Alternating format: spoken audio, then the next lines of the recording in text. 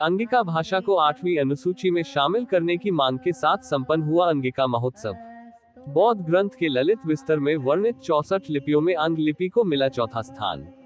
प्रीतम कुमार राव की रिपोर्ट। बांका जिले के बाराहाट थाना क्षेत्र के चंगेरी मिर्जापुर में 5वां अंगिका महोत्सव रविवार को तिलका मांझी भागलपुर यूनिवर्सिटी के हिंदी विभागाध्यक्ष डॉक्टर योगेंद्र, शंभुनाथ मिस्त्री, Kundan Amitabh, Prasoon Latant, doctor Surendra Narayan Yadav, doctor Pawan Kumar Singh, doctor Mridula Shukla, doctor Vinay Kumar Chaudhary ने संयुक्त रूप से दीप प्रज्वलित कर कार्यक्रम का शुभारंभ किया। कार्यक्रम की शुरुआत में अंगधात्री मैया की झांकी व अंगिका नृत्य साथ ही नाटक का मंचन, सांस्कृतिक कार्यक्रम, पुरस्कार वितरण के बाद अंगिका चर्चा, परिचर्चा व कवि सम्मेलन का शुभारंभ किया गया।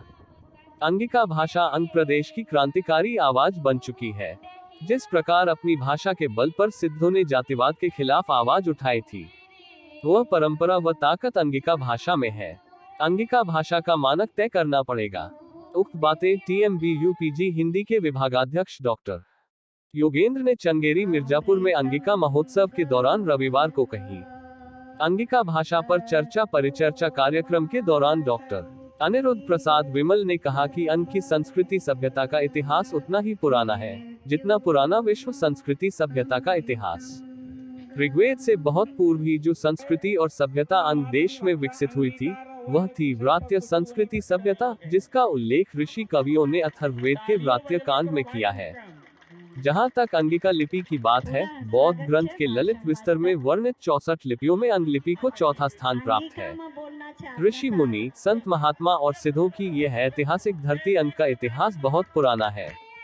इसे समझते हुए हमें आगे बढ़ने की आवश्यकता है। इसके समृद्ध इतिहास और साहित्य को केंद्र में रखकर अंगिका भाषा को भारत सरकार को अवश्य 8वीं अनुसूची में अंकित कर अंगिका भाषियों के साथ न्याय करना चाहिए।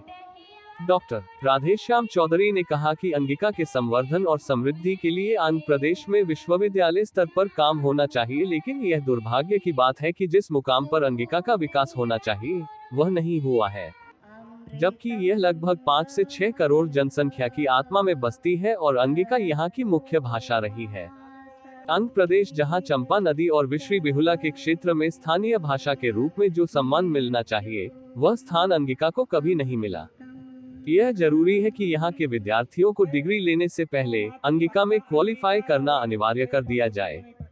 जिस प्रकार से झारखंड में संथाली भाषा में पास करना जरूरी होता है। डॉक्टर प्रोफेसर सुरेश बिंद ने कहा कि बिहार, झारखंड के कई जगहों पर अंगिका बोली जाती है।